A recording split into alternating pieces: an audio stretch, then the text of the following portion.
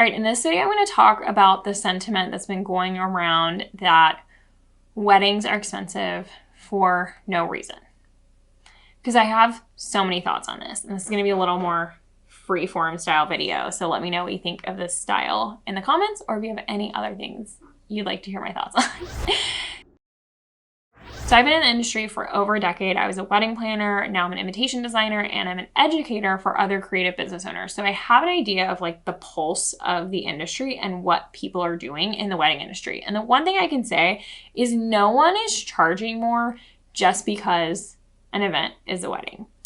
I believe that there are maybe one or two true examples of this, but every example I've ever seen of someone saying, oh, well, it was a birthday party and it was only this much, and then it was a wedding and it was this much, are just people who do not understand the difference between, say, a birthday party and a wedding. So from every single vendor's standpoint, there is a lot more work involved in a traditional wedding.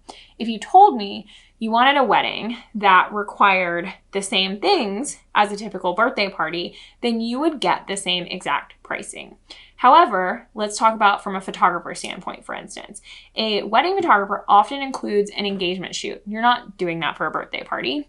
So that's a whole shoot in advance of the planned shoot.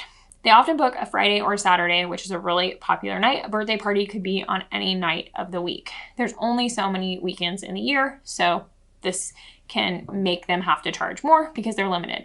They are spending so many hours at this event compared to a birthday party. If your birthday party is from 5 to 9, the photographer is showing up at 4:30 and leaving maybe at 9:30, maybe not even staying the whole time.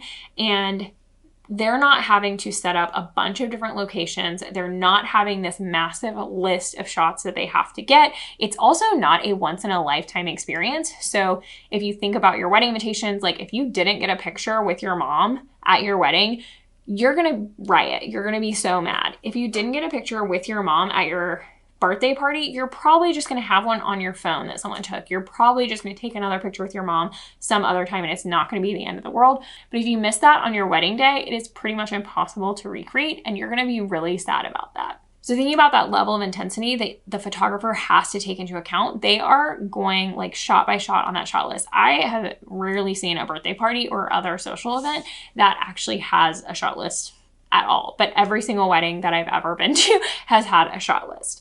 So that's a big difference. They're also spending so much more time. Usually wedding photography packages start at like 6+ hours. Birthday party photography packages start maybe at an hour or two even, and some people are not going to pay for the entire event or even half of the event. They're just paying to get someone to come and take a couple important shots. Another thing a photographer takes into account is a second shooter. So if you want a picture of your bride and your groom while they're kissing or while they're saying I do, then you have to have two people there in order to do that. There's nothing that happens at a birthday party that you need like multiple angles of. That's a very rare, very specific birthday party if there's something happening that you need multiple angles of. I've never seen that before. So of course, there are going to be events where you need the full 12 hours of coverage, where you need the second shooter, where you need all this stuff, but that's going to cost more money because of those things, not because it's a wedding. So even if it was a birthday party, if it required a second shooter, a full shot list that was once in a lifetime, multiple angles, a very specific timeline, 12 hours of coverage, it's going to cost exactly the same as the wedding. I promise you. And I can't wait for people to argue in the comments about specific vendors where it's no different. But even from a DJ standpoint, you have to set up like 3 different areas sometimes with speakers. You have to understand the flow of the event. You have to take get the song list and the things. Ask if the clients want you to take requests from guests or not. Ask if there's any specific things they need to announce. They have to MC the whole event. It's very different than a simple birthday party. I'm an invitation designer, and from my perspective, like if you need 100 5x7 invitations, letterpress printed with 2 inserts, it doesn't matter what I'm putting on them. It's going to cost the exact same because I have to do the same amount of work, same amount of artwork. Materials are going to cost the same. Assembly is going to cost the same. All of it's going to cost the same no matter what words I'm putting on the invitation. It does not matter what type of event it is. It matters how many pieces you need, how many different inserts, what your quantity is, the level of assembly, etc. So I think I've made the point that there are no, maybe just minuscule numbers of vendors that are charging more specifically because it's a wedding. Most of the time, it's that the scope of work is very different. I'm sure you guys are going to argue it in the comments, and I'm super excited about it. But another issue with why weddings seem so ridiculously expensive for no reason is the difference in your inspiration and the actual costs of what an average wedding looks like. So some people say that the average wedding was $35,000 in 2023. So if we even use that number, you're looking at that cost, you're thinking, okay, I've got $35,000 to spend on this wedding. However, what you're looking at on Pinterest and everywhere else is not the average wedding. So the same publications that are saying the average cost is this much are also showing inspiration that is all way up here. What we do as wedding vendors is something called a styled shoot. And this is basically a fake wedding, and it's used for marketing purposes to kind of test our limits, create some new things, build our portfolio, network with other vendors, etc. And there's nothing wrong with styled shoots inherently, but what happens is when you only have to create one centerpiece for one table, you go all out. And if I was a florist, I would go all out. I completely understand why the incentive to do that is there. However, you're going to create a centerpiece that for an actual wedding, it would cost thousands and thousands and thousands of dollars. So you're going to create a $250,000 wedding type centerpiece, and then people are going to see the average cost of a wedding being $35,000, and they're not going to understand why there's a mismatch. They're not going to understand why when they reach out and say, how much is this centerpiece? They're getting more than $35,000 just for the centerpieces, because everything they're seeing online is this above and beyond fake styled shoot kind of vibe, or these like really, really high-end weddings that the publications are focusing on. So if publications could maybe show more of that average level wedding, then it might not feel so jarring when you get this proposal. And this is bad for the client, and it's also bad for the vendor. So when I do style shoots, I try to provide things that are somewhat realistic for more average clients, or at least my kind of average clients, so that when they reach out to me, I don't have to feel bad because I know I'm wasting time and not going to get this client. And second of all, I don't have to make them feel bad by saying like, oh, that's too expensive. What you want is too expensive for your budget. So that always just, it just brings the whole vibe down when you're reaching out to all these vendors and it turns out that everything you want is like $250,000 wedding, but you've been told that the average is 35. So you might have that. You might even have more than that you want to spend on a wedding. And then you're still flabbergasted that you can't even get all the really fancy stuff that you're seeing.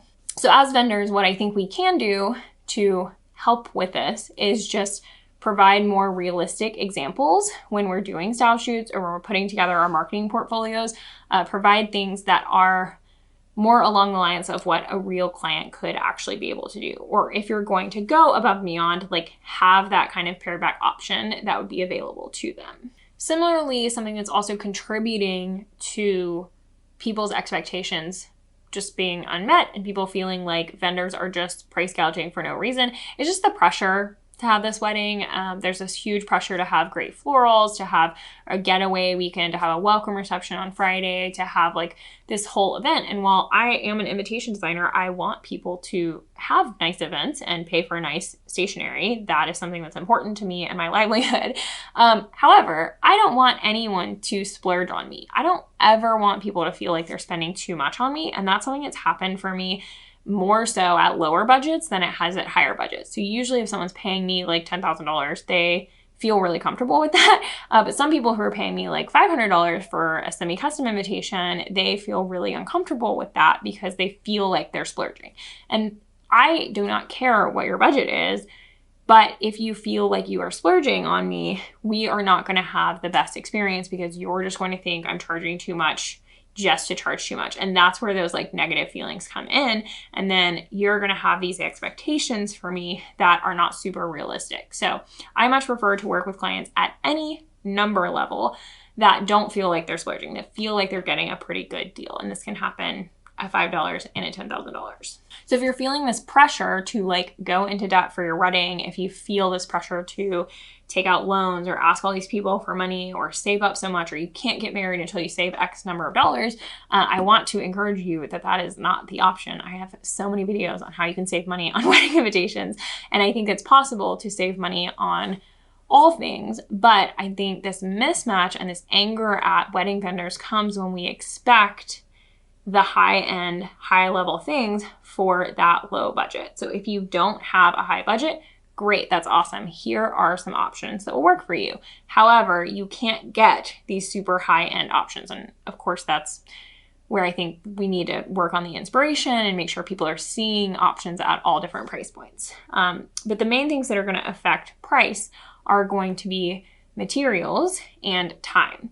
So if you are asking for something that physically just costs a lot, like peonies are very expensive. So if you are asking for peonies, you're going to have to pay a lot because they're expensive. And then if you are asking for something that takes a lot of time, so a very elaborate peony arch is also going to take a lot of time.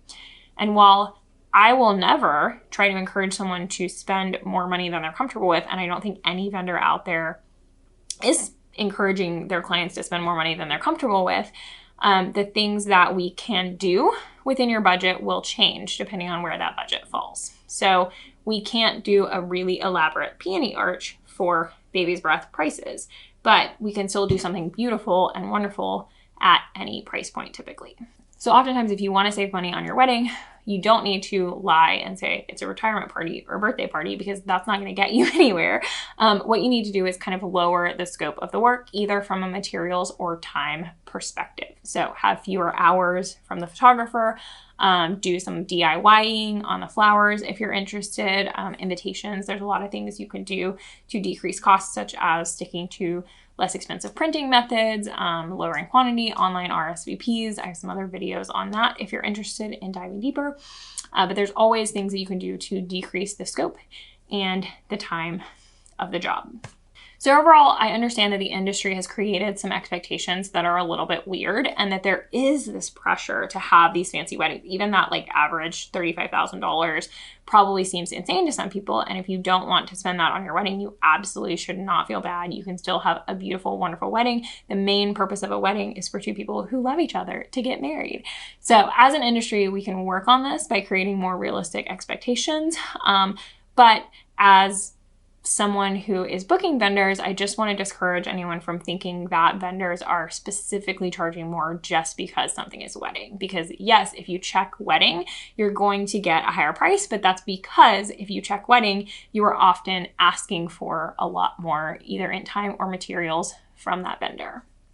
So I'm very curious to hear your thoughts on this. I know some people are going to argue this with me, and I'm sure there are a couple of examples where someone maybe actually was charging more for a wedding, but I would imagine that for almost any vendor, there was a reason, whether it was that it was on a limited weekend day, that the time needed was longer, that the complexity was a little bit longer, or even just like the intensity. So if someone messes up DJing for a wedding, it's a lot bigger of a deal than if someone messes up DJing for a birthday party in most cases. So oftentimes there's a little bit more of that charge because you're just dealing with a little bit more complexity, the emotions of everyone involved. You're often dealing with more parties because the moms are involved, the bridesmaids are involved, the groom and the bride and everyone else is involved. And that can be more complex than just showing up to a birthday party and playing your standard set. I'm very excited to hear your thoughts. I know this was a little more of a rambly kind of video, but let me know what you think of this style and if there's any more topics that you're interested in discussing in the comments below. Thanks everyone.